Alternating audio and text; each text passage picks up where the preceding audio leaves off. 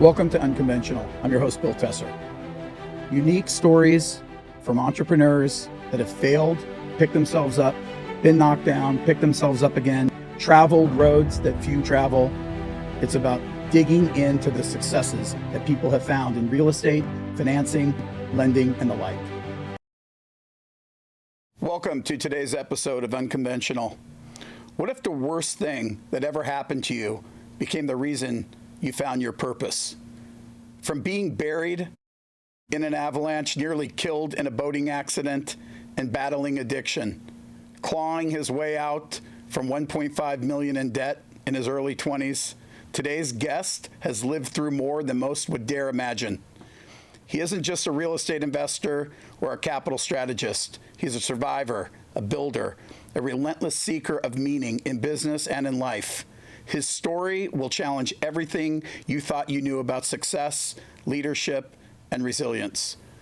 This episode isn't just about the climb, it's about the falls that define us and what it takes to get back up with integrity. Please help me welcome Andrew Reamer, Managing Partner of Carstensz Capital. Welcome, Andrew. Thanks, Bill. It's great to be here. What an honor. Like the first time we met, you came over as a visit, right, with Justin, and you came into my office, and I knew nothing about you personally. I knew some of what you've done professionally, but very, very light just in the relationship with CV3. And I remember just like when we were done talking, and I think we spent over an hour, maybe hour and a half in my office, you walked out, I go, oh my God, like a book should be written, a movie should be done. Like it was, for me, it was amazing. It was inspirational. Like it was unbelievable. Like really what you've been through and the perspective you have, you know, on your life, the world, challenges, opportunities, and the like. It's an amazing story, Andrew.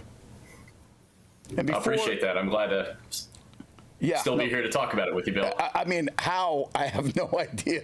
But like before we get into the business part, one of the most horrifying stories you told me was while you were climbing up a very, very large mountain, ice and snow, you actually became subject to an avalanche and you were covered by snow and really in a life and death situation, yeah? Yeah, absolutely. Walk me through that. Yeah, sure. So we were Mount Rainier out in Washington State, and it was supposed to be a nice, beautiful day. As you'll learn about mountains, they do what they want to do. Mother Nature is a beast. And so we were climbing up past Cathedral Point, and that's probably about 12,000 feet. And we were going for the summit, and about 45 minutes from the summit, the guide stops us, and on the radio he says, "Hey, there's a 5-day storm coming in. We got about 45 minutes to push, and we can make it, or we can turn around right now and just do the smart, safe thing." And we said, of course, we want to go. We want to push on. So we started pushing on. Not everybody with us was mountaineers. I would call myself a mountaineer at the time. And as we pushed on, about 15 minutes into it, that 5-day storm came in early, and it was a whiteout to the point that I couldn't see 5 feet in front of me. And so the guide said, "I know you guys want to go. We're so close, as it is in life so many times. We're so close. We've worked so hard, but we need to go down and make sure that we can live to climb another day." So when we got back down to Little Tahoma, above Cathedral Point, about 12,000 feet, went to sleep, woke up in the morning, and our tents were buried. And so the guides were out there shoveling with their avalanche shovels, trying to shovel us out. And this was a church trip at the time, which was funny because the guides were swearing. They're from all over the world. They don't care. Like, we got to get the heck out of here. This isn't safe. You take the first team down immediately, put everything on the way that you guys came up. And so in our tent about 7 in the morning, me and my rope partner put on our avalanche beacons, put on all of our gear, no skin showing. It's like 50, 60 mile an hour winds. We come on out, they rope us up about 10 feet apart, and we start going down around Cathedral Point. Now, important part of this story is on the way up, there was these beautiful deep blue glaciers, just crevasses. They're probably 200, 300 feet deep. And in the sunshine, they look amazing and awe and wonder. And then suddenly you're very aware of what's to the left of you. So as we start going around this ridge line, and keep in mind, I'm completely covered. I describe it like a Looney Tunes cartoon when you're growing up, where suddenly the ground just breaks into a lightning bolt. And before I could yell avalanche, the ground just started to shift under our feet, and it took down our guide, then it took down the second guy, third guy, I was fourth, and then I ripped down the guy behind me. And now we were using our ice axes to do ice axe arrest, which most of the people on the trip learned ice axe arrest the day before in about a 25-minute training. And so I'm digging in my ice axe as hard as I can, and it's just cutting through the snow like butter, and the snow keeps coming over the top of me. So I keep trying to swim and swing my axe at the same time. I'm not getting anything, and we keep falling, and all I can think about is we're about to go over that ledge. So last minute, I just reach up, and there's the long part of the axe, and I just dig that into the ground. I get ground, I bear hug it. My rope goes taut with all the guys behind me and all their weight. The snow just comes over the top of me, and then it's just pitch white, pitch quiet. And I mean, at that point, I was like, okay, now I'm buried. I couldn't see anything, but it was just bright white, 360 degrees.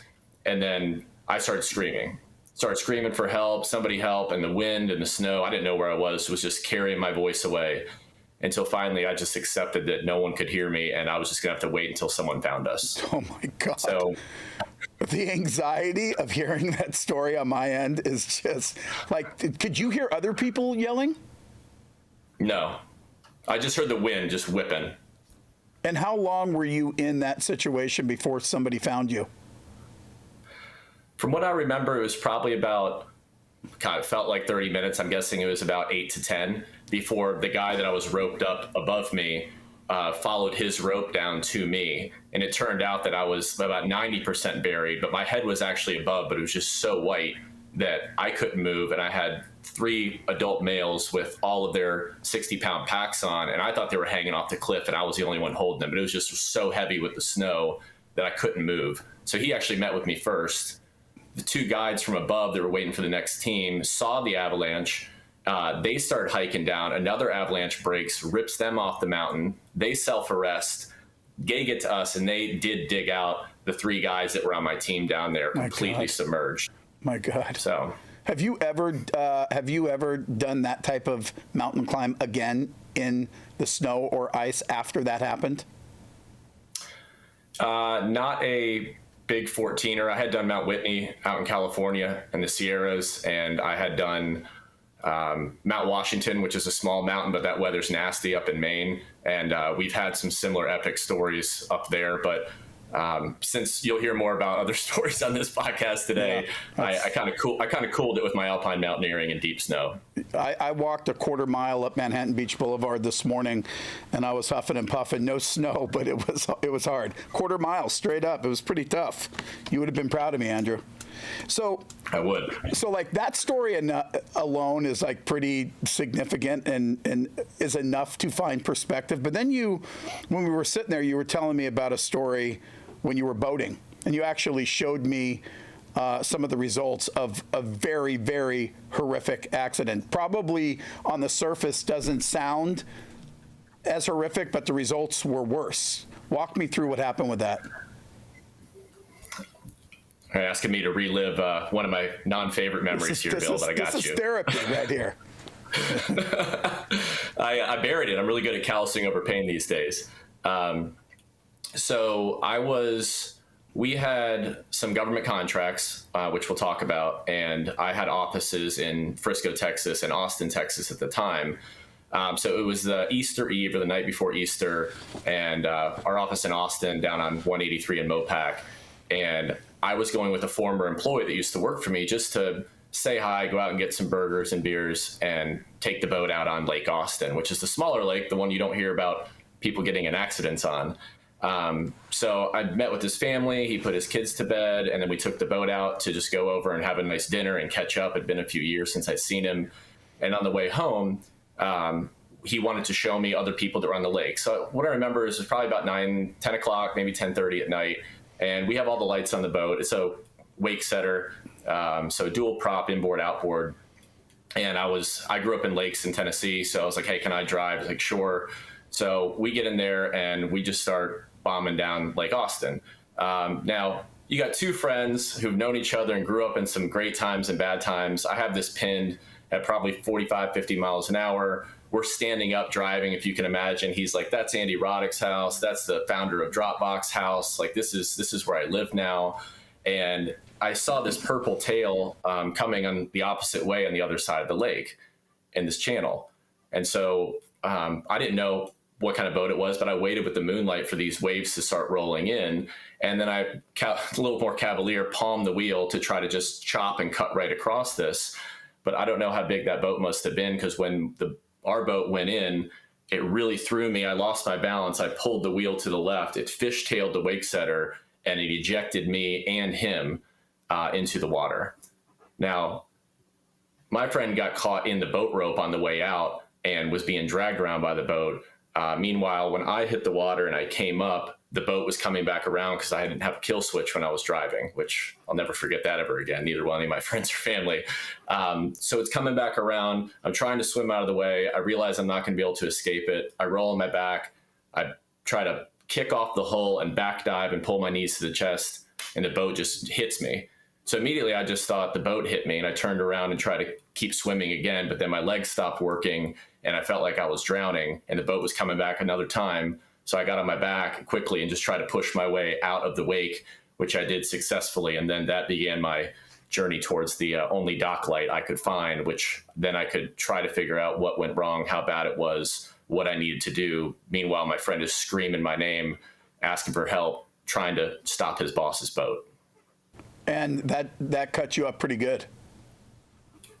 Oh, yeah. So as I got to the dock, I actually brought a prop with me here today because it's part of the good story. I was trying to get up on the dock, and when everyone gets up out of the pool, you put your hands up there and you can kind of move your knees and your body and you can get out of the pool pretty easily. Well, I tried to get up out of this dock and I couldn't use my legs. So I started to panic a little bit that I was going to drown. So there was this handle on a pylon that I grabbed, and then I thought was a tire bumper for a boat. I just jammed my knee in between that and the dock, which gave me some leverage to get up. And then I just threw myself onto the dock like a somersault. And then my legs fell. And then I saw that the prop had gone through both femurs, both kneecaps, both tibs, both fibs, left calcaneus, and most of my right foot. My God. And so what, did somebody grab you and effectively save your life? Well, so at that time, I watched a lot of movies, as I love watching movies, and I figured I would just do what they do. I took my shirt off. I was going to administer my own tourniquets, and then my body said, no, you're not. My adrenaline wore off. You're safe. You're on the dock. And this light just kind of started getting woozy. I was getting dizzy, and I just said, okay, I'm done. I can't go any further. So I said a lot of prayers. I was really scared. I was like, my family is dead asleep right now. No one knows where I'm at. And I'm just going to have to get ready to prepare to die. So what I thought was a brilliant idea was to start being grateful for and recanting all the wonderful things in my life at 29 years old that I had done. And I just went through the list. And man, Bill, and I still remember to this day, I've lived an awesome life up to 29. So I was feeling really good. And then at that one moment where I was done saying thank you, I said, I hope I served you well while I was here, because I figured at any moment I'm going to close my eyes for the last time. And it was at that time my friend swam up and saw, because it was the only dock light, so he just saw this blob there. He gets there, starts running up the house that we were on was actually on like a wildlife preserve and had over 100 acres. Luckily, the people happened to be home. My friend banged on the door. They were home. They were only home usually 2 or 3 days a week. He happens to be a engineer of sorts. Came down, and immediately took my belt off and put a tourniquet on my left leg. Took a boat rope off the pylon, put a tourniquet on my right, and then he said my legs were sliced like a loaf of bread. And so every time they'd pick up my legs, the other side would fall. So they had to scoop up my leg, the whole loaf at one time, put it elevated in a chair, and then we waited for another, I think, 18 minutes until the paramedics actually got there. And obviously you shared with me some of the scarring, and it looks like a great white got you. I mean, it was a significant accident. And I bring it up mostly because I'm going to tie it into business, and I thought I'd start with that because that resilience has kind of carried you through, a whole bunch of challenges the market has thrown both of our ways. And so let's take a giant step backwards. You got started in the business really was it more on the note mod and foreclosure side? Well, I originally got started in the business because college roommate's father, who was in the oil business, told me to get a career in real estate, show a year of loyalty to a local brokerage as a realtor, and then come work for the family office out in California. So that started my direction. And then I remember going to my first brokerage and opening up my box as a sales kit. And I'm like, okay, this is what I do. And I just start working the problem and working the system. That was 2004. So 2004, 2005, I left that brokerage, went to a Remax brokerage, teamed up with this guy. And at that point, we were doing really well, but he was into a lot of foreclosures. And then before you know it, Bill, 2007 came and our retail business would come to us and say, sure, we can sell that home. And then we'd look at it and this thing was underwater by 200 grand and said, so can you still help me? And we're like, sure, because that's what you said we would do. And so we started to learn the short sale trade while we were doing the foreclosure trade as brokers.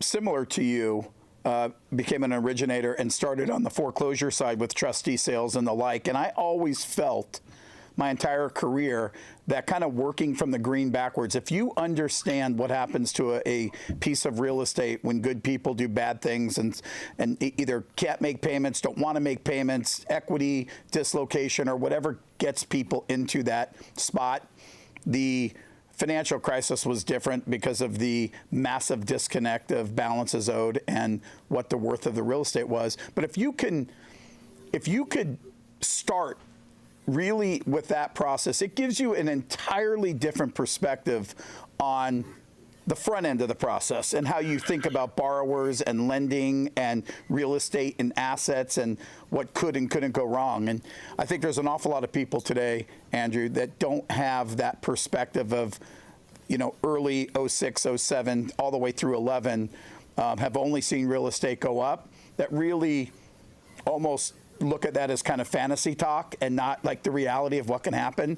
So I do think it's an interesting perspective that you started that way. And so you dig in, you start helping these people with workouts through the NPL side. Where does that take you? Well, it's kind of funny. Once in town, in the DC area, everything was wildly competitive. And once word got out that we knew how to do short sales, and we didn't do a lot of the loan workout stuff, we'd let that be other loan workout consultants. But on the short sale side, we had really top brand name realtors that were saying, here, help my clients. I don't know how to do this. And that was really eye-opening to me. And then someone called and said, hey, can you help my client and my aunt in Florida? Can you help my cousin in New Jersey? And so we said, okay, well, if we just tie this together and subcontract this over here, then we can still fulfill the back end. Yeah, we can do that. And then that escalated to, at one point, if I accelerate this to probably a year and a half later, we rented out top floor above Ruth Chris, had like 16 negotiators, and we were at one point receiving about 100 short sale files a week. And that's when I knew we had something wild. Wow. What was the turn time from submission to acceptance back then? Yeah, I'm laughing right now, Bill, because that's actually what caused us to get into the pain in the first place. Average was about 10 months at that time for us. 10 months. And in the meantime, no payments are being made. The property's going further in arrears, correct? Correct. It was interesting, and you and I really didn't talk much about this, but I remember those times like they were yesterday, and the fear in the owner of the mortgage's mindset of, we don't know where the bottom is here, and we don't know how significant our problem is on our balance sheet. It took them, I think, a half a year just to figure that out, and I think a lot of them, if you go back and look and do like a little bit of history research, I think a lot of them, once they realized how bad it was, didn't communicate that to the marketplace and slowly bled bits and pieces and chunks of assets quarter by quarter. So they didn't create the real fear in the market that happened like a year and a half, 2 years later. But it must have kept you busy. How long were you guys doing that for? We did that for, I guess, 2007, 8, 9. And then 2009, the problem is we had all this overhead because we had to support, all these employees that were still submitting things through fax machines most of the time to the mortgage servicers.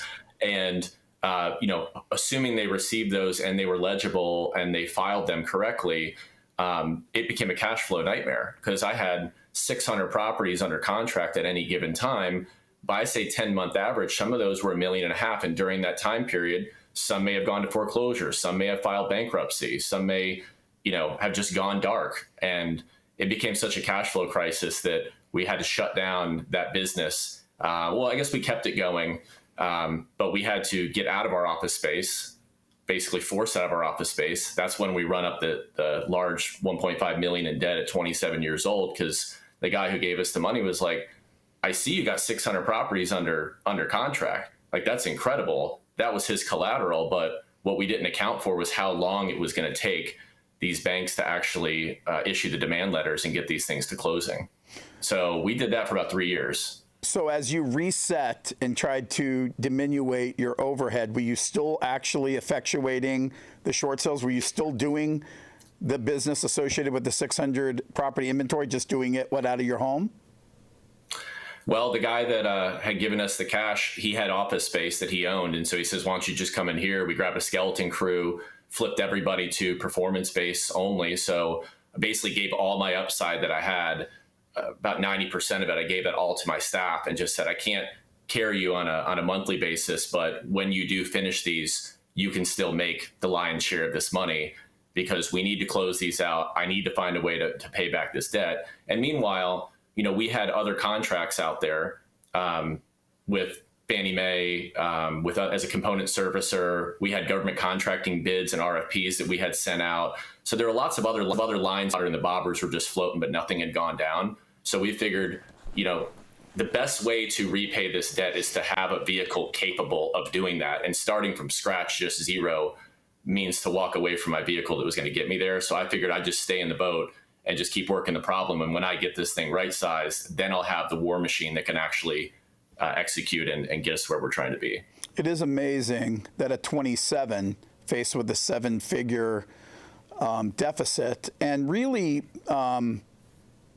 no real clear picture on how to get out, that you just didn't file a Chapter 7 and start over. You actually worked your way through it, which was a really mature position and decision to have as a 20-something-year-old, when you could have reset, started over, and lived to play another day. I mean, it's amazingly mature of you to think that way. Did you have guidance, or was that just something ingrained in you? No, I'm gonna give that credit to mom and dad. I remember calling them when my lights were off in my condo that I owned, because keep in mind, Bill, I bought a condo 100% financed and stated income, no doc, back in 2005 and 6, like everybody else. And I got hammered on that. So I was modifying my own loan. At least I knew how to do it to get that into better shape. And I remember calling my parents and saying, hey, this is my situation. And my father was like, hey, buddy, like, I'm an engineer. Your mom works at the Catholic Church. Like, we love you. You'll always have a home here, but we don't have wealth like that. So just let us know and keep us posted. So I think, being that, we were from Michigan, Dad was a Detroit General Motors guy, big knuckles, grease knuckle type guy, and a hardworking man. Going for bankruptcy just seemed like you'd have to force me into it and say, you're done working, you're done trying, I'm forcing you into this. So we still had time on the clock, and so we kept working. And how long did it take you to get out of that hole? It's a good segue back into our avalanche. That was 2009 and 2010 May. And I was going to climb Mount Rainier, and my partner's like, you can't go. We have work to do, so much work to do. I'm like, man, I need a break. I'm just going to go do this for a weekend. It can wait. I signed up for this. I want to go blow off some steam. So when I climbed Mount Rainier and that avalanche happened, when they actually dug us out and short roped us and got us back down to safety at Camp Muir, everyone was flying out hot chocolates, ciders, giving us blankets, trying to warm us up. And then they said, you guys got to go down the mountain. We're overcrowded here. We got to get you all the way down. So when we hiked down in the blizzard, and the guides made sure we didn't step off any cliffs, when we got down below the cloud line, we could see everything. And there was our team 2 starting their first day on their way up, but they couldn't communicate with us. So when we embraced my CFO at the time, who's now CFO at Carstensz as well, got the band back together. He gave me a big hug and was like, brother, I don't know what you've been doing up there in the mountain, but while you've been gone, you won 3 government contracts. You got a lot of work to do when you get home. Wow. That's amazing how the world works, isn't it? I know. And coming from a guy who I also hadn't paid because I was just struggling like crazy. And he hung in there with me talking about partners that you choose. And I was like, man, I got home, turned on my cell phone. I had 5 missed voicemails. We did it. We fucking did it, going crazy. And then of course that started a new journey because the mountain climb wasn't over. Then we had to go raise $4.5 million, settle the $1.5 million here, hire 60 employees, do it in 60 days and be ready for our government technical representative to come in and do a site inspection before they actually would allow us to start selling on behalf of the government. And that's still in 2009? That was 2010. And so is that the contract the same thing you were doing? Were they workouts and short sales and note mods and that type of thing, or was it different?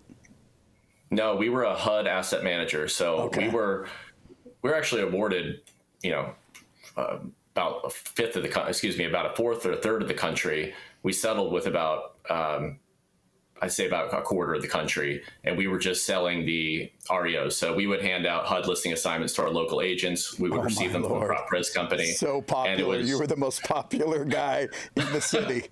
Everyone's doing this 100%. When you walk by. It's true, man. And I didn't realize that until later, how popular I was and why. But then after the first year, when we finally turned the final corner, we had sold 14,543 homes in 1 year. Get out of here. And then it was, from the dredges to nearly 15,000 units sold in 12 months. That was the swing. And operationally, you had the platform and the setup to be able to manage 1,400 homes a month? No, we were building that plane while it was in the air as well. So we were designing, first things first, we needed to get the assignments. You got a lot to deal with. We decided we'd create this methodology called the sugar pile, where we would put all the assignments out to, I don't want to call it realtors ants, but that was our animal kingdom thing. Hey, if we put all this food out here, everyone will go grab it versus having to do manual assignments.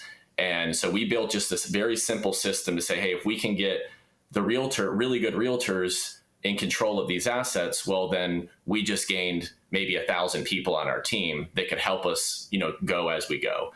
Now HUD had their own system that we would work with. So they had their own data repository.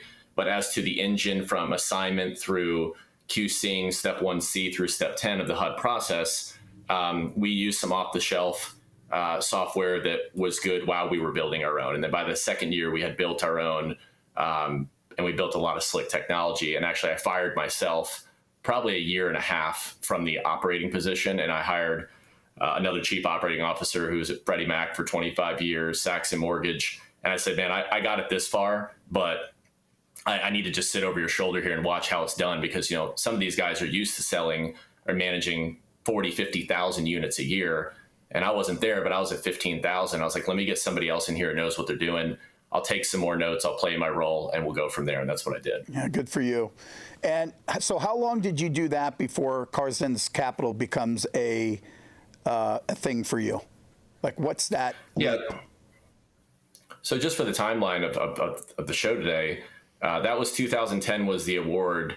And then 2 years later, after we're in the black and things are going swimmingly, then I took a swim in the lake and got hit by the boat in 2012. So 2 years later. Okay. So at the end of 2012, for a lot of personal reasons, I was in the hospital for 48 days, and they had to pretty much addict me to morphine and Oxycontin and Percocet just for pain to get through those surgeries and to get out. And so I just ended up selling my shares of that company at the end of 2012 and decided to focus on myself for a couple of years. So that takes you through 14? Yeah, 14, 15. I did some world travel. Just, what else do you do at 30 to 32 when you had made it and you're restarting your life? So I thought I'd go do some personal journey exploring, see the world. And then I got a call from an old friend who was my broker for the government contracting company, if you will. He said, "Hey man, I heard you're back in town. I'd like to link up." I bought a brokerage. I bought a property management company, a title company. I needed more purpose and identity. I mean, I literally just sold everything that I built for the last 12 years. And so quickly, I was this kind of free executive who, in my mind at least, to where I could get value through helping other people grow their businesses. So I ended up partnering or buying probably about 12 businesses and thinking that was a great idea, which it wasn't, because I never run a private equity group that could actually do that effectively. And one of my partners called me in 2016 and said, "Hey, I've been in the development space for 20 years. I want to get in the lending side. I'm tired of managing contractors or dealing with neighbors who are angry about trespassing and noise. I just want to be on the finance side." And he really wanted to provide liquidity in the secondary markets for private lenders. That was the origin of what he really was after. And I said, "Sure, man, like, let's do it." And I just took a swing with it. And quickly, within probably 3 months of him explaining this to me, I realized that the accounting and finance side wasn't my specialty. And if we're going to be taking very large risks that I think we're taking with the magnitude of money that we were going to be managing, I was like, I got to bring in another guy who can toe this line and understands that space. And so as life would have it, my old CFO became available, and I brought him on as well. And then we had the team to actually launch it in 2017. Yeah, I don't think it can be overstated enough how important doing business with people you know, like, and trust is. And you see people bounce around. My opinion is the ones that have found true success are the ones that put a team together that, kind of a team for life. And it's amazing that your CFO, and there's another individual I think you were referencing, have found your way back to one another. And important, right? Because of the trust part, especially in this space, there's nothing more important. And so that takes you're now in the lending space. So for perspective, 16, 17, good years. The market's right. Real estate's appreciating. Rates are favorable. You go right into private money? Yep. Okay. Yeah, we went right into created, single purpose entities, for one transaction at a time. So borrower needs, I'm trying to remember, the first transaction was probably $600,000 for the acquisition, needed another $600,000 for the rehab, out sales somewhere around 1.7. So it just raised the money just for this one deal, broke the mold with that. We ended up doing that about 23 times until my CFO said, "Okay, this is becoming too cumbersome. Let's create a fund." So then we created a $4 to $6 million fund, and then filled that up, lent that out. Then we opened a second fund, made it a $12 million fund, filled that up, lent that out. Then we did a $25 million fund, filled that up, lent that out. And then then he comes back to me. He's like, "All right, now these funds are becoming cumbersome. We're just going to do an evergreen fund, $75 million evergreen fund. And people can kind of come in and go out as they please." And that was the genesis of it all. So you never, everything you originated and lent was through the fund. You never originated, packaged, and sold on the secondary. You kept everything. Until 2021 or 22, we brought on a capital markets team, another friend of my partner's, who comes from that space. And so we started selling loans individually in 2021 as just another way to balance our portfolio. Mm-hmm. And about a little bit before that, we were able to secure a large $250 million credit facility that provides leverage for us, probably a year or two before that. So we did have those components, but no, to your question of packaging it up or securitizing a portfolio and selling it off, we haven't done that. So today, what does your company look like today? What percentage of your deals are going in a fund? What are going on the line and being sold? What are you balance sheeting? Like, walk me through that. Well, I'd say right now we're portfolioing about 75 to 80% of our loans and keeping them. What's been interesting that I've noticed in the last 2 years, as I think SOFR started rising in May of 2022, and that's really been difficult in some of our markets and submarkets that we've been in. So what's been happening is a lot of these really A-sponsor builders that used to get 4% money, 5% money from conventional banks, Now they're getting, at that time, we're getting 9% money from conventional banks, and they were having to still go through the red tape for 30 to 45 days. And the bank was only allowing them to do so many spec homes at the time. So my borrower base changed. Like the client profile went from highly opportunistic, barely meeting underwriting requirements. I had to put all the belts and suspenders in the world on these deals to make them safe and tight. And now my client profile is excellent past performance, great credit score, lots of cash to put down, tighter margins for me, but a lot greater accountability. So that's why we're portfolioing also probably 80% of these is trying to build our portfolio back up, because in Washington, D.C. specifically, we got hit with a lot of crime. We got hit with a lot of work from home after COVID, which caused permits to go from 3 months to as long as a year and a half, which that'll blow up your whole model in a heartbeat. So that's why we're basically portfolioing most. And the other 20% that we sell off is probably because there's something about the deal that I don't absolutely love. And one thing I've learned going forward is we don't lend in places that suck, and we don't lend to people that suck. To be so crass about it. It's just a really simple mantra. If it flirts with those two at all below my line, I'll still do the loan as an asset-based lender, but I might sell it, just to get it off my books and not have to deal with that risk. So what percentage-wise, what do you think, if you had a pie of 100%, what percentage are you keeping in the fund? What percentage are you originating and selling? Yeah, I'd still say 80-20. 80-20. 80%. Yeah, 80% holding. Are you geo-specific right now? Well, we really like the Southeast Conference, as I say. One, because I grew up there, but Tennessee, Florida, Georgia, Carolinas, Virginia is really the sweet spot for us, maybe even some West Virginia. But the Southeastern area is where most of our focus is. A fun fact for Andrew, Division I soccer player for Virginia Tech. I was going to open our whole episode with Enter the Sandman. I was looking at videos last night going, how do I bring this to Mark and go, da-na-na-na-na. They say it's actually the #1 entry of a football team in the entire nation is Virginia Tech, which is, the fans are crazy out there, crazy good. You got to experience a little bit of that, yeah? Yeah, absolutely. Heck, I went to Metallica at Lane Stadium about a month ago when they Metallica played there, and that was an awesome experience. But go Hokies, man, love them. They play big, they scream loud, and I can't wait to see what they do this season. So.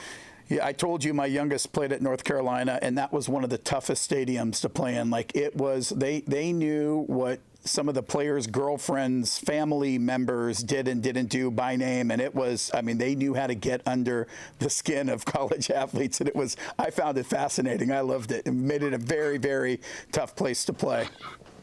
So as you, look, there's a lot going on in the world today, right?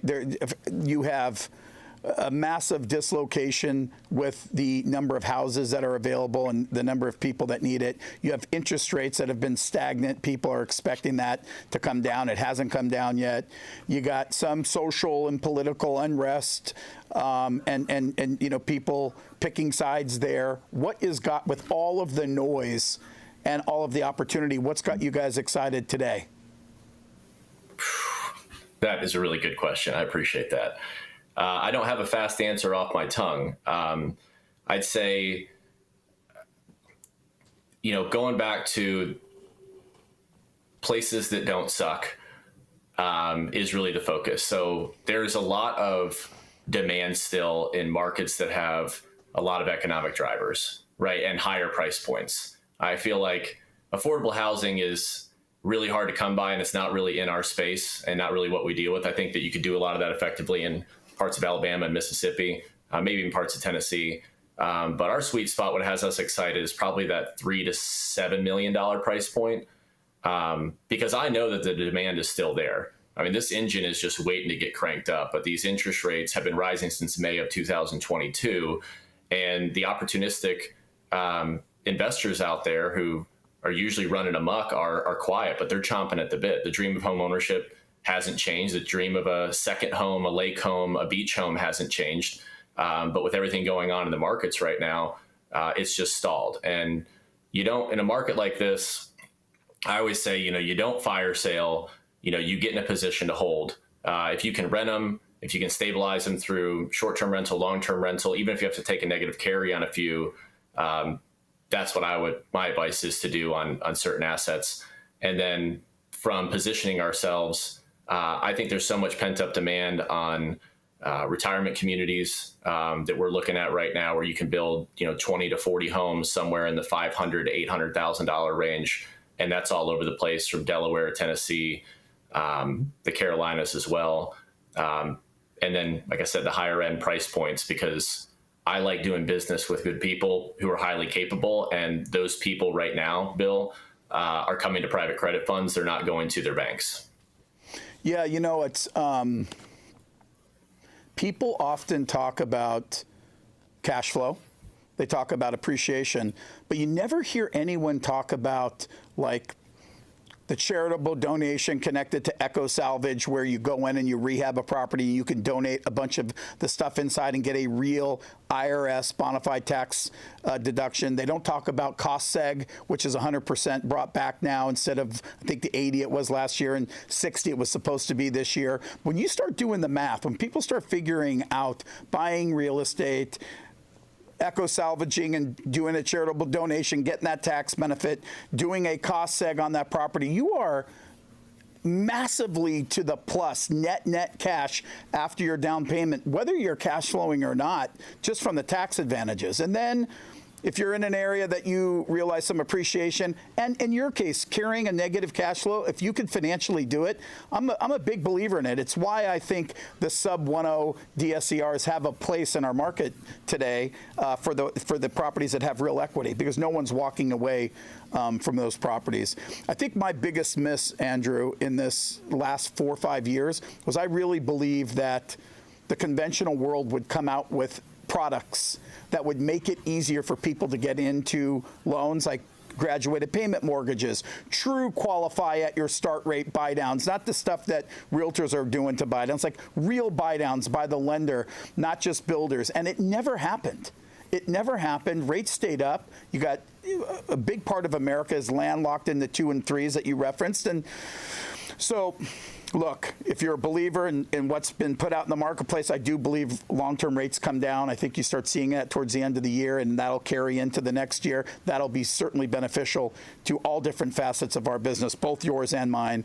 And I'm looking forward to that. One of the things I was hoping you and I could just touch on before we wrap up was we were telling each other a story, and I was just so fascinated by yours and just how you have used your life experiences and been tough, very, very tough. And you've intertwined them to your purpose and meaning in life and business. And, I told you a story. I was 10 years old, Andrew, and I was in New York, in Brooklyn. I was sitting on my grandfather's lap, who was a very, very religious man. He lived across the street from the Catholic Church. He went to church every single day, twice on Sundays. And, I was asking him about God and heaven. And he told me that when you pass away, you will sit on God's lap. And he's going to plug in the entire story of your life. Every thought you've had, good or bad, every action you've done, good or bad, and you guys are going to watch your life together. And it was, as a 10-year-old, terrifying for me, because I was thinking, oh my God, I said the F word, I stole some gum, I thought bad things, but I've never forgotten that. And I just I wondered how, and you had some similar experiences when you were thinking about taking your last breath, and how that has intertwined into the way you approach your everyday life. One, when I'm sitting on God's lap one day, I'm still going to be terrified, but I hope that I'm also comforted. That's just the reality. What's different now is that I'm an achiever. I like to prove myself. I'm a competitor. But when it comes to that, the existential, eternity, infinity, endlessness, whatever it is that our souls are gravitating towards in that world, I can't earn it. And so, for me, I'll use the mountain climb analogy as well. on top of the mountain, when you're on top of a summit, when you take Everest, you're only up there for a couple minutes. You can't breathe. All right. You can't, the same thing as hanging out with the angels or hanging out with God in heaven. Like, you can't get there. You might be able to get there for like a couple minutes, a couple seconds, but then you got to go back down to reality in the valleys where all the, trials and tribulations exist. So, for me, I'm always going to be climbing mountains on some sharp edge, if you will, on some cliff, doing some great journey, because I think I was built to take on big challenges and, echo back to other people that you can do this, that you can go back from the helpless all the way up to the super courageous and help elevate them just one more rung up the ladder, to keep people moving and not to give up.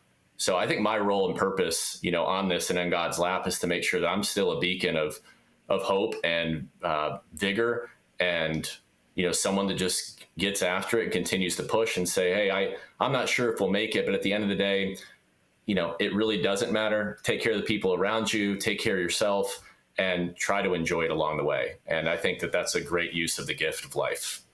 So it's the journey. It's not crossing the tape, right? You said you're up at the top of the mountain for just moments, but it takes hours to get there. It takes days to get there sometimes. Kilimanjaro took 6 days to get there, and then you're up there for taking pictures. And you could be up there for maybe a half hour if you wanted to, but it's freezing cold. If the weather comes in, you're going to be in trouble. You're exhausted. So once you get your pictures and you take in that awe and wonder, you got to get back down to reality. And so 90% of life is actually spent, in the valleys, on the sharp edge, going up or down a mountain. Very rarely are we holding the trophy and at the top of the summit of whatever our recent pursuit was. So yeah, I really want to remind myself all the time, especially when I get anxious or if I get fired up about something, to kind of calm down and be aware of that and saying, hey man, like you're missing the point right now. If you want to get the whole entree, make sure you're finding a way to enjoy this, as difficult as that might be sometimes. Wow. What's the greatest bit of advice you've ever been given, either personally or professionally? Oh, it's the old greatest question, the GOAT question, right? Everyone wants the one magic bullet, lightning in a bottle. What is it? Greatest advice I've ever been given. I tell you what, I can't really remember in this moment what advice I always take to heart. It was an old Mark Twain quote that I love a lot, and he says, "It's not what you don't know that will hurt you. It's what you know for sure that simply ain't so." And so I always hold on to that one. Is we're going to take lots of chances. In life, we're going to make some plays. Sometimes we'll have the data. Sometimes we won't. Sometimes we have it, and the field goal post, gets moved up 10 yards or gets moved back 10 yards. You can't control everything. So I try to just be very cognizant of, there are things that I don't know. And when I'm certain on it, maybe I ask for other people's perspectives and angles to make sure before I go ahead and take that next step. And if I do that, I can take some pretty big risks. And also, when I don't hit those summits, I can safely get back down the mountain and give it a try the next day.